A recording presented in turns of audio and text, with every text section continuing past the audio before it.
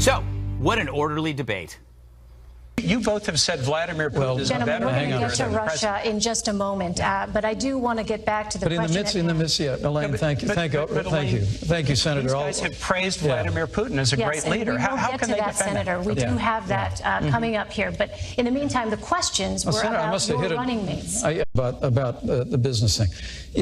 I do want to come back on this. He's going to release his I need to tax ask you returns, and the about audit Social Security. is over. Richard Nixon released tax returns when he was under They're going audit. to raise your taxes. Gentlemen, if you can't meet the Nixon standard, the people at home cannot understand either one of you when you speak over each other. The director of the FBI or Homeland Security said, we can't know for certain who these people are coming from Syria. We can. And when we don't let them know, we don't let them in. She had a Clinton Foundation accepting contributions from foreign governments. You are Donald Trump's apprentice. Let me talk about this Senator, issue I think I'm still on my time. Well, I think, isn't this a discussion? So what is up with Tim Kaine anyway? Is his middle name Coe? Hat tip to Howard Dean on that one. Let's share another line. I was in Washington, D.C. on 9/11. I saw the clouds of smoke rise from the Pentagon. I was in Virginia, where the Pentagon's located. I know you were. That's small potatoes compared to Hillary Clinton calling half of Donald Trump's supporters a basket of deplorables. Hillary Clinton said something on the campaign trail, and the very next day she said, you know what, I shouldn't have said that. She said she shouldn't have said half. Governor, this is Senator Kaine's 2 minutes, please. Yeah, that's right. So now we're even. Yeah, now we're even. Now, if you want to see who lost the debate, find out who's whining most about it. But last night's different. Pence clearly won, despite moderator bias. Elaine Quijano lost control, which happens when you only corral one cat, and that one cat is more amped than Pete Townshend's Gibson. The debate turned into an airline counter after the flights are canceled. And there's that one guy, Johnny Eyebrows, mugging his elastic face to get the attention of the ticket agent. The debate was hard to follow. Abrupt right turns, left turns, heavy braking. It was like watching a squirrel take a driving test. Still, Pence rose above it like a tugboat among churn. He turned into a fifth animatronic head, destined for Mount Rushmore. Stony, but stoic. Pence looked like a president. Kaine looked like your band teacher. So oddly enough, the chaos actually helped Pence, for his reactions reflected truth lost in the chaos of 2016. Experience doesn't just mean establishment. It can also mean cool competence. Last, the debate contrasted two belief systems. If a Martian saw those two men last night, how could it not guess which one is conservative? It's the one who conserves, the calm leader gently swatting away a caustic fly. And you got to admit, Pence has great eyesight. 2020. All right, Eric, what did you make of the debate overall in terms of like the moderator and the structure? You know, I like the moderator. I thought she got a lot of topics in, a lot of substance, a lot of policy questions were asked. I know there was a lot of, there's a lot of analysis on how many times she asked. Pence a hard question versus Kaine. But what I liked about it was it showed who Tim Kaine was. Right. I had no idea. First of all, I pushed back a little bit when Donald Trump picked Mike Pence. And now I look at it and go, wow, what a brilliant pick that was. Because those two sat there, they went mano a mano, which means hand to hand, not man to man, but mano a mano. I just learned that now. And Pence was measured. He was respectful, intelligent, confident, whereas Kaine, condescending, interrupting, coarse. He was abrasive. And I just thought of the American people, if you're sitting there wondering if the top of the ticket goes down for whatever reason, is incapacitated, which one of these two guys do you want? And there's no question, Pence trounced Kaine. Kimberly, there's a lot of crosstalk, which never happens on cable news or on panel shows. I don't know what you're talking about. What? I don't know either. What could she have done to improve that? It seemed like it went off the rails a little bit. Yeah, I think she could have controlled it, to be honest with you. Obviously, he had an agenda to interrupt as many times as possible, so he gets a gold medal for the most interruptions in, the quick time frame of the debate. But I think she had to, set those rules straight up from the beginning. Listen, I'm not going to tell you again. Please don't interrupt. Let's respect, both sides' time to speak. Something to that effect, or I saw Megyn Kelly said she would have given him the hand at the first. That's the signal, international sign for stop, and then try and take control from there. But, I think overall she did a good job. That wasn't so great, but it was more to the fault of Tim Kaine for not being professional and for interrupting all the time. He really just did himself a disservice. I mean, if Hillary wins the presidency, people are going to be like praying, lighting candles. Hillary, stay healthy, because this guy just seemed to me to not be presidential.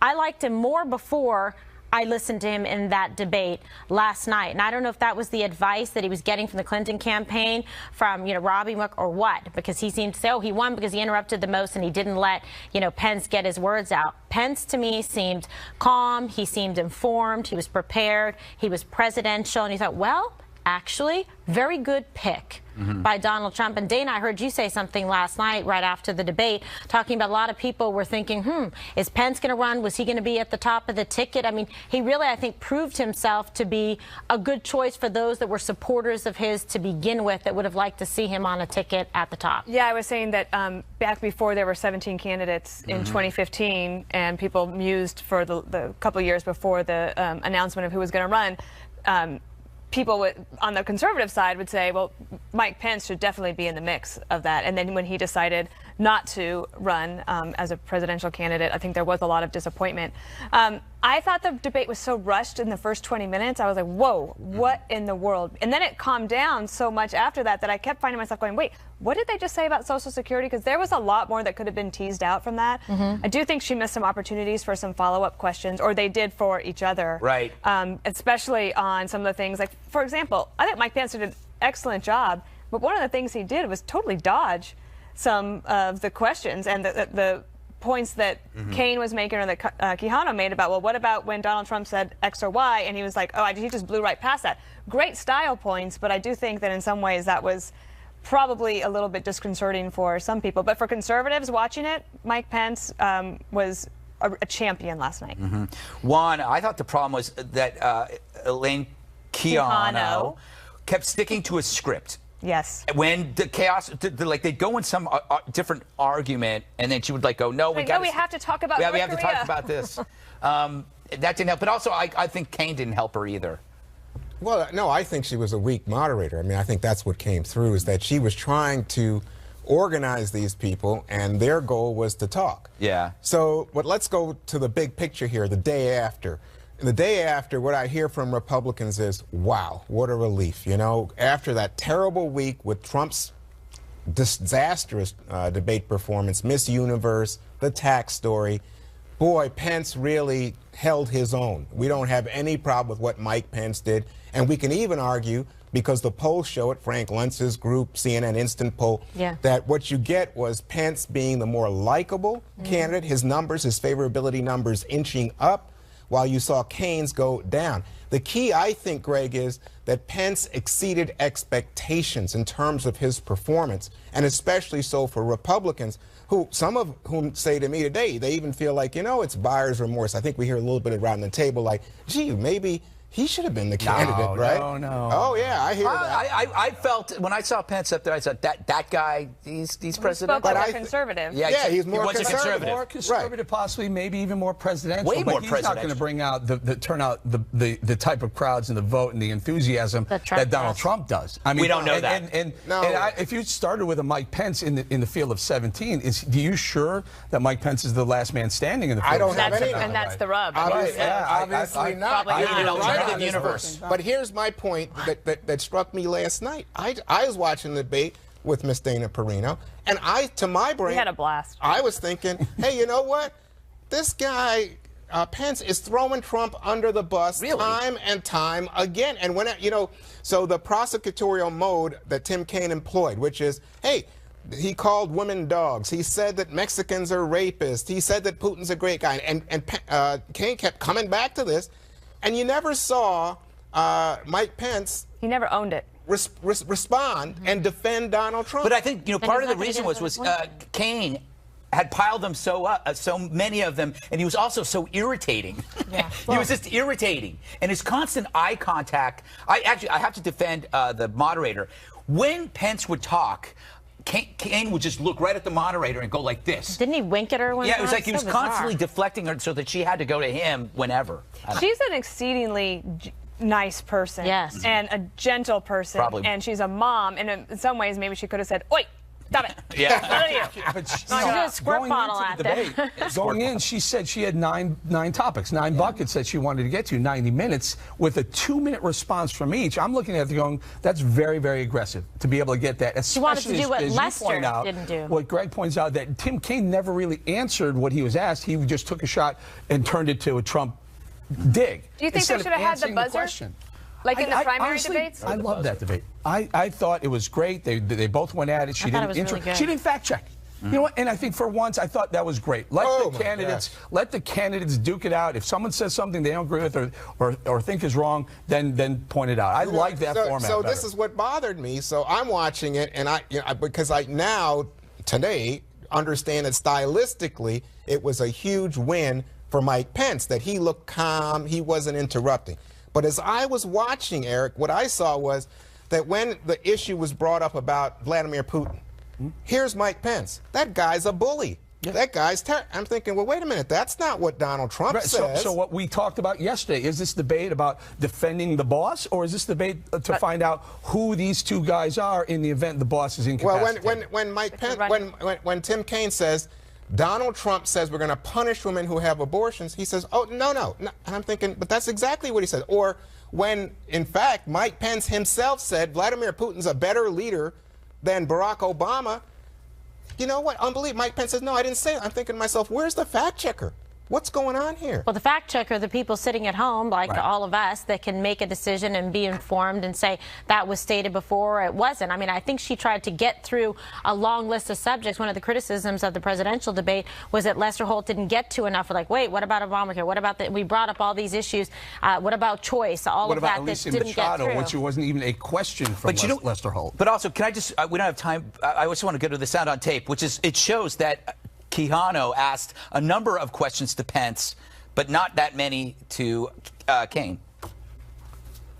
Governor, with all due respect, the question was about whether it seems fair to you that Mr. Trump said he brilliantly used the laws to pay as little tax as legally possible. So, Governor, how would these millions of undocumented immigrants leave? Would they be forcibly removed? Elaine, Governor, the question was about homegrown. And so, but you asked the trustworthy question at the very beginning. The reason the American people don't trust Hillary Clinton is because they are looking at the pay-to-play politics that she operated with the Clinton Foundation through a private server while she's Secretary of State. Senator, we would know a lot more about it if Hillary Clinton would just turn over the 33,000 emails that she refused to turn over that were in her private server. We'd have a much better picture of what the Clinton Foundation was doing. Senator Kaine. So he brought up some very important topics, but she had to get back onto the thing, so she goes hard on Pence, soft on Kaine. That's what I saw. Well, that was the general consensus. But, you know, she was trying to keep her composure. And I have to tell you, I'm so impressed with Mike Pence, the ability to stay focused, stayed on message. He was able to, he didn't get mired in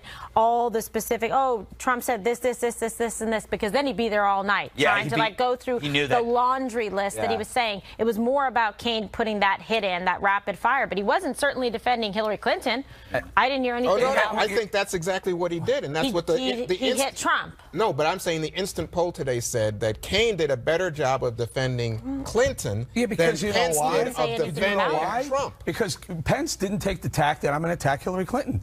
He didn't attack Hillary. I was just talking about defending your candidate. So it looks like Kaine did a better job defending the boss because he was never really pressed on some of the stuff that Hillary Clinton has been accused of. It was the other way. It was Kaine taking shots at Donald Trump at Mike Pence. I thought you would have been delighted. I thought the reason you liked it was because what you saw was Mike Pence went at the email, he went at the deplorables comment, and I think Kaine did a good job of defending. No, I don't think I think Mike Pence spent most of the time answering a quick question, answering the Trump attack question, and then turning. Well, just a final word here. He brilliantly, masterfully debated Tim Kaine and beat him. My final word on this is: did anybody who was undecided come to a decision? According to the Wall Street Journal, according to the polls, no. Well, according to CNN, that's incorrect. No, according most undecided, not swayed. Their poll said that more people then were gravitating towards Trump after that debate and listening to Kaine and Pence. I'm talking right over you, just like they did. Just do it. Yes. All right. Still to come.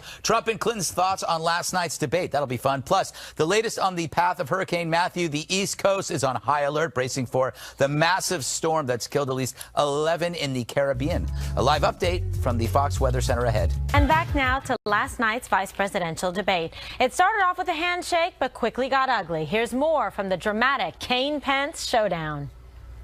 The campaign of Hillary Clinton and Tim Kaine has been an avalanche of insults. Do you want a you're hired president in Hillary Clinton, or do you want a you're fired president in Donald Trump? He loves dictators. He's got kind of a personal Mount Rushmore. Vladimir Putin, Kim Jong-un, Muammar Gaddafi, and Saddam Hussein.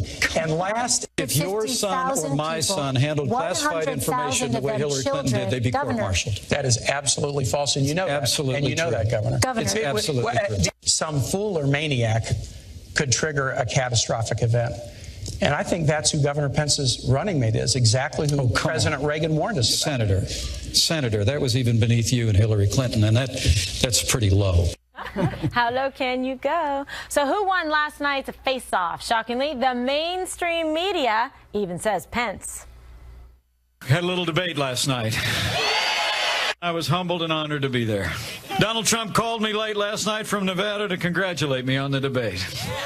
That really meant the world to me. It truly did. Some people think I won. I'll leave that to others. You know, what I can tell you is from where I sat, Donald Trump won the debate. Donald Trump's vision to make America great again won the debate. I think, look, even honest Democrats would say Tim Kaine had some good moments, but not his best night. But I think Pence won on the stage. And there you have it. That was like a bonus round. We gave you 2 sound on tapes for the price of 1. So the first one, Pence having an event today. We understand Kaine hasn't had one yet today, but will later this evening. And then Dana, the mainstream media, right away, right after the debate, I heard Chris Matthews saying Pence won, and I was like, oh. Well, I think it was just so obvious. Yeah. I mean, there was really no question about it. I do think that Kaine probably feels like he hit the objectives that he wanted to do, which is he probably did no harm to the Clinton campaign, but Pence probably did some help, not just for the Trump campaign, but I really think that what he did last night was shore up and help some of those Republican Senate candidates in the tough states where those elections really close, or where you have a battleground state where both Trump and Clinton are either tied or they're traveling there a lot. And the Senate is such an important thing for Republicans to try to hold on to, that I think Pence was extremely helpful for them last night, and they should just run with that.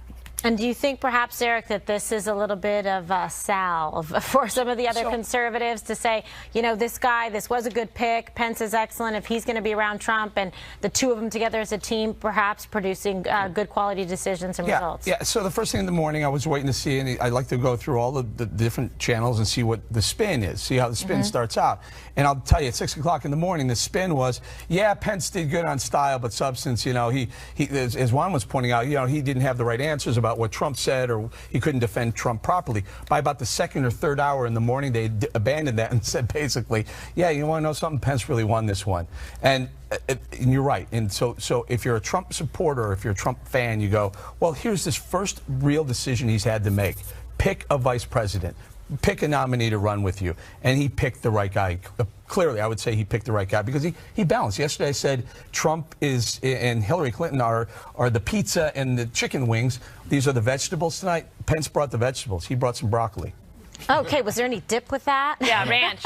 Ranch is very tasty with broccoli, indeed. So, Juan, a bunch of my friends, you know, being from San Francisco and whatnot, are quite liberal. Yeah. And one of my best friends, Ann, you guys are better here, was a huge Bernie Sanders supporter, T-shirt and everything. So now she's going to go ahead and go for Hillary. So we're in a little bit of a dust-up over that. But she was writing me, and she's like, wow, this guy Pence, you know, even though he's very pro-life, all of that, she said, he does it in a way that is non-threatening, that's quite likable. And she said this guy could be a contender if Hillary wins, you know, in 2020. People found him to be very likable, and also clearly thought that he won the debate. Well, I don't know about clearly. I think the people think he won the debate, and as the day has gone on, as Eric said, I think it's become conventional wisdom. By the way, on the point that, is her name Ann? Mm-hmm. So on the point that Ann made, I must tell you, the people were saying today that the big winner in this debate may be Mike Pence for 2020. That suddenly he's in the conversation, if Trump doesn't win the presidency, right? I said that in my mono. Is that right? Okay. Well, there we go. If you hear from Greg Gutfeld, take it to the bank. The big loser was Ted Cruz. For that exact point. Right. And that was her next statement on the text. But I want to say the Ted one Cruz thing. is crying somewhere in the corner after but that. But here's the Clinton camp. Yeah. So the Clinton camp, which is Ann's, Ann said she's going to vote for Clinton. But here's what the Clinton camp is saying today. We liked what Tim Kaine did because they were aiming, not maybe to Ann, if Ann is already voting for them, but to white Republican suburban women. And they want that message about all the nasty things, the dogs, the nasty women that Trump has said. They want it repeated. They want it out there, and they may be making ads. Yeah, so Kaine sacrificed himself for 2020. She's white, college educated with a Juris Doctorate, so a lawyer. Okay, go ahead. It's actually amazing. Have you heard from anybody who thought Kaine won? Has anybody? Yes, Robbie Moore. He's obviously insane, unbalanced. He needs to see somebody right away. Because when you lose Chris Matthews, there's no one left. But I think the important thing when we talk about Pence is that he's stoic. And we are living in emotional times. There's a lot of hate and divisiveness and stuff. And it was refreshing to see something calm and reassuring. And look, he disagrees with Trump on free trade, on immigration, on a number of things. But so will Trump listen to him, A? Will Pence have influence? Will he be like a Dick Cheney, or will he be like Joe Biden? Joe Biden, and wear sunglasses in Funny or Die videos. And we don't know. Night swims. Well, I have to say this: the thriller in vanilla. Sometimes vanilla is just right. What did Trump and Clinton think of their running mates' performances last night? Their reactions next. Stay with us. All right, welcome back to the 5. So, what did the presidential rivals think of the last night's VP Smackdown? Here was Trump earlier. Mike Pence did an incredible job, and I'm getting a lot of credit because that's really my first so-called choice. That was my first hire, as we would say in Las Vegas. And I'll tell you, he's a good one. He was phenomenal. He was cool. He was smart. He was, you just take a look at him. He was meant to be doing what he's doing, and we are very, very proud of Governor Mike Pence. Thank you, Mike Pence. I'd argue that Mike had the single most decisive victory in the history of vice presidential debates. Well, Hillary's off the trail, but she did raise her running mate's performance with 2 thumbs up while getting on her plane earlier, and she posted on Twitter last night, "Lucky to have a partner like Tim Kaine who stood up for our shared vision tonight instead of trying to deny it." Now, Dana, I'm curious, if Kaine had done very well and Pence didn't do so well, would Hillary be out there? Would she find some event to do to get out there and take I don't victory know. lap? I think that in some ways they might have just let it sit and let him have his moment. I think that she's very serious about debate prep and understand that that's where she is today in Washington, D.C. And I don't think she would give up that time for anything in the world. I think that if Kaine had done very well, they probably would have stuck to schedule. Do you think it's interesting that Donald was out there talking about it, but he tweeted about it? Yeah, well, look, I think that he's going to get out. I like that he's out there saying that, Pence did a great job, that Pence is awesome. He wasn't just saying, he's awesome. So that was nice. And I thought it was supportive. And I think that they have a nice relationship. And so far, we haven't heard anything to the contrary. So I think that was very positive for him, showed that they're a good team. So maybe that was good for people. In terms of Hillary, I think she's probably thinking, yep, told you I was awesome and I should be the top of the ticket. And not Tim Kaine. So we reported inner silent thoughts. We reported that Hillary's in D.C. prepping already. This is for Thursday. Can you over-prep for this? I don't know. I'm always for preparation because the more you prepare, the less you have, the less you screw up because you always have something in your brain. If you're not thinking of anything, you have something to pluck off that thought tree. However, I have to talk about her tweet. Hillary tweeted, "Lucky to have a partner who stood up for a shared vision instead of denying it." That was such a jab at Bill Clinton. A guy who just totally undermined her all week. I get it. Yeah, we're going to talk about that. Let's save that There's one. a couple meanings to that, actually. Your thoughts on the candidates' handling of their VP performances? Oh, well, I think Hillary Clinton hit it right on the target when she said that Tim Kaine stood up for their vision. And I don't think, that's why I think that that's why when I was watching, I said, hey, why doesn't Pence defend Trump? But here's the thing, I think my takeaway is that Trump can learn from Mike Pence. So we go into Sunday night, and I think the restraint, I think the tenor, because remember, everybody at the table says stylistically, Mike Pence hit it right. He didn't look agitated. He didn't look temperamentally. He looked even keel, right, Eric? So I think that's the big thing. I think the second thing that I would say is, you know, if you're thinking about tweeting during the debate, which is what he did, Yeah, Trump did, yeah. let's get away from that whole milieu. You know, I mean, actually, last night he was complimentary of us, Fox News. He said he's going to watch Fox News. We give him an even shot. He then got into a little thing with Megyn Kelly about Kellyanne Conway. He said, because Megyn said Kellyanne Conway is going to be there to keep control of those tweets. And apparently Kellyanne was in Virginia, Trump was in Nevada. So I just stay away from that whole way of thinking, and I think he would do better. So you guys think he's going to pivot to a more pensive debate style? I think he should. I think it's possible to combine it. Why can't you combine it? Like, okay, Kaine went full Trump, but he couldn't do it, and he tried to be the smart ass and talk like a tweet. It doesn't work. Why not? What's wrong with just like taking two sides, the yin and yang, Pence and Trump, and pushing it together and mushing it into one super Pence Trump? Didn't Joe Biden kind of pull the same kind of thing that Kaine did, but it came over a lot better? Didn't it go over better against Ryan? Biden has a certain style, right? Some people, you know, charisma is like you have it or you don't, and it exists. Tell me about it. We started out with the we're talking about preparation. So Governor Pence prepped a lot. He had Governor Scott Walker as his debating partner, who walked him through, put him through his paces over and over again, and it really paid off. The other thing that stylistically that happened. Thank you. I know my sports sometimes. That is sports, right? Yes. Okay. The other thing is, so we started off with this in your monologue. We showed the montage of all the interrupting from Kaine, and there's Kellyanne Conway and others were tweeting this morning. Kaine interrupted Pence 71 times. Like, okay, but Trump interrupted Clinton 52 times during the presidential debate. So you can learn from two things: go ahead and prep, which we understand how Trump's going to do some more of that this week, and just hold on to your thoughts for a second, let her finish, and then go after it. Because as we've shown in both of these debates, manners still matter. Believe it or not. And we used to interrupt each other on this show all the time, and now it's... Yeah, really? We never do it. I understand exactly what you mean. Dave never interrupts anyone. Yes, no. Yes, I do. A nice shout out to Scott Walker, because, by the way, it's true. There was a little bit of behind the scenes there that he prepared him well. I think good job. All right. Yeah. Here we go. An update on Hurricane Matthew when we return. It's a very serious, life-threatening storm that's already killed nearly a dozen people in the Caribbean, and it could strike America as soon as tomorrow. So please stay tuned for the latest on its path. That's coming up next. This is a Fox News weather alert. Oh my God, that was weird. Hurricane Matthew is moving closer to the U.S., leaving behind a deadly path of destruction across the Caribbean. Large-scale evacuations now underway in parts of Florida and South Carolina, bracing for the powerful Category 3 storm that could strike as soon as tomorrow.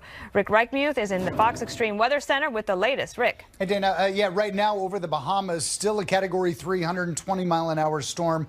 It's going to impact almost all of the Bahama Islands, and unfortunately, they don't have a lot of mountains with it, so it's not going to break the storm up at all as it moves through these islands, about an island chain of about 700 islands. Hurricane warnings everywhere there as well now as the Florida coast from just to the north of Miami up towards Daytona Beach. This is likely going to be the area, at least starting tomorrow late afternoon through Friday afternoon, that takes a raking from this storm, possibly being in the eye wall for a very long time right along the coast. That yellow is tropical storm conditions. That's going to get here by tomorrow mid-afternoon. Hurricane conditions arrive to the coast somewhere likely right around 6 to 9 o'clock. And then we're going to watch that white. That's major hurricane right there around Melbourne in towards the Space Coast. And the latest projections of this, the latest track, moving it even a little bit farther towards the west, not good news. You get the general idea. Still some disagreement in exactly the track, but overall it moves off towards the northwest and then curves hugging the coastline all along the southeastern shores. And the latest advisory coming out from the National Weather Service, or National Hurricane Center, I should say, brings a Category 4 storm right here over Cape Canaveral in towards the Space Coast. That is a Category 4 major hurricane. Takes probably around 24 hours to move right here along the coast. but we could be dealing with a storm that we've never seen across areas of Florida. A lot of storm surge potentially. Obviously, the wind, rain, flooding, the whole story, but you better be ready in Florida and Georgia because it will be here by tomorrow late afternoon. Dana. All right, Rick, thank you so much. Phil Keating is standing by in Florida where mandatory evacuations have been ordered along the coast. The state's governor is warning residents to prepare for the worst. Phil. Yeah, the governor, Dana, is actually telling residents along Florida's East Coast to simply ignore that cone of uncertainty because, as Rick just alluded to, this storm could shift 20 to 40 miles at the last second, and that would completely change which populated communities get impacted. Here at this gas station is what we are finding up and down Florida's East Coast. Gas pumps, the handles are bagged, and the pumps themselves not working, simply out of gas after a day of long lines of cars and trucks filling up their vehicles just in case they might need to evacuate. Dominican Republic and eastern Cuba, this storm pounded as a Category 4. Up to 40 inches of rain fell in parts of Haiti. About a dozen people are reported dead at this point, and it could go higher because there are more people still missing and still unaccounted for. In Florida, which looks to be the very first state impacted by this hurricane, long lines of people for the second straight day have been clogging up not only gas stations, but grocery stores, Kmart's, Walmart's, Home Depots, as well as Costco's. People stocking up on everything they might need to survive for 3 to 5 days without power. And utility crews have pre-positioned all up and down the state with extra cherry picker trucks just to respond as fast as possible because it does look like there will be some power outages. All right, thank you, Phil. We'll keep a close eye on this very dangerous storm and keep you informed. Ahead, we return to the presidential race. Bill Clinton made another gaffe on the trail yesterday, fresh off the heels of his Obamacare blunder. We'll have it next. Nice. Bill Clinton's not doing a whole lot to help his wife's campaign this week. On Monday, he tore apart Obamacare. You've got this crazy system where all of a sudden 25 million more people have health care, and then the people are out there busting it sometimes 60 hours a week, wind up with their premiums doubled and their coverage cut in half. It's the craziest thing in the world. That left Hillary to attempt to clean it up. Can you clarify what he meant, and do you worry it could undercut your argument that you want to build on and expand the Affordable Care Act? No, I don't. I think he made it clear what he was saying. Yesterday, Bill went rogue again, forgetting that his wife's former opponent, Bernie Sanders, now on her side. Wait. I agree. If I had sent millions of your people to prison, or she had, that would be good. Hillary didn't vote for the 94 crime bill, even though Senator Sanders did. Not exactly the best surrogate for Secretary Clinton right now, I'd say. The Trump campaign eating it up, saying Bill is their best surrogate. So, Dana, I'm recalling what happened when he met Loretta Lynch on the plane. That was a big dust-up. And then, of course, the Black Lives Matter. That was, it did work. That was a big no dust-up. jail for the wife. Well, so what's going on? Well, when Bill Clinton is out there, it gets headlines. And so we haven't seen this for a long time. I mean, in some ways, George W. Bush had to deal with questions of whether he was distancing from his father. This is even, I think, more real in terms of, does Hillary Clinton have to distance herself from her husband because she has different policy positions than he had? I think that it makes for good headlines. I think it's not great for the Hillary campaign, but I also understand anecdotally from friends in the Democratic Party that Bill Clinton is beloved by the party. I think that's true. They love him. They will show up for him.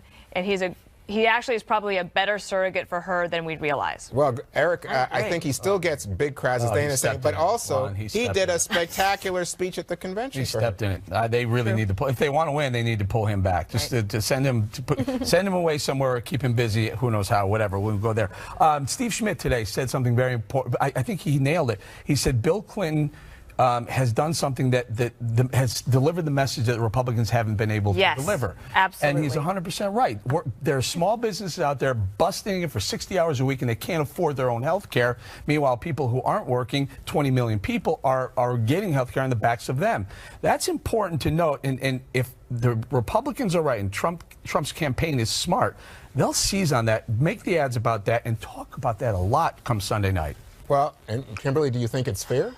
Listen, Bill Clinton is beloved. You know, I've spent a lot of time around him. Nobody works the crowd or the room like Bill does, and he may have stepped in it, but there isn't any mess that Clinton makes that dry cleaner can't get out. Oh, my God. Oh, Point is, he's Teflon. All right. Greg usually says things like this. There's a lot of great headlines, that's for sure. Oh, my.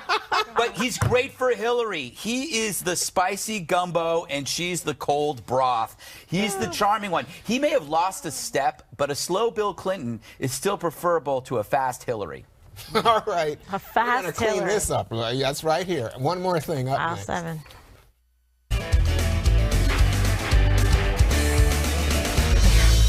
Time for one more thing. Kimberly. All right, so this is probably interesting to everyone at the table and those of you at home. The first trailer has been released for Patriots Day. Have you heard about this? This is an upcoming movie about the Boston Marathon bombing. So it's getting a little bit of a creative license here in Hollywood. It's directed by Peter Berg, who's a very good director. Movie stars Mark Wahlberg as a police officer racing against the clock to hunt down the bombers before they strike again. So it's getting some good buzz about it, and it also stars Kevin Bacon and John Goodman, and Peter Berg and Wahlberg worked together on Lone Survivor, one of my favorite movies, with our friend Marcus Luttrell, that I was at a special screening with them. Dana. Okay, so the Tennessean this morning, a great newspaper, of course, had an article just straight after my own heart. What? It's called What the Cuss? 50 Swear Word Alternatives. Oh, and so if you go to our Facebook page, you can find things like, this is like, you know, Shannon Bream. Shannon Bream is the best at this. Yeah. That's one of hers. Dag Nabbit is one. Son of a Monkey, I'd never heard. Holy Cow, of course, we all know. There's 50 of them. So if you have a problem with swear words or you want to teach your children alternatives, they each have my favorite, HE double hockey sticks. Swearing is healthy. Imagine what humans did before swearing. They stabbed each other. Swearing was the alternative to murder. Anyway, sorry. Where am I, Eric? Okay, let's do it. Okay, Psycho. Say some swear words so you don't start stabbing everyone. Who's going to control the Senate? It's a quick breakdown of what's going on. These are all real clear politics averages. 47, the safe states, 47 Democrat, 46 Republican, and these are 7 toss-ups. They're saying Indiana goes to the Democrats, Evan Bayh. Nevada going over. You don't think so? I think Evan Bayh will lose. Will that even be better for the Republicans? Nevada, Joe Heck, New Hampshire, Kelly Ayotte, Roy Blunt in Missouri, and Florida, Marco Rubio. That would put the Republicans at 50, and that would put the Democrats at 48, leaving 2, which means in order for the win, Republicans would need 1.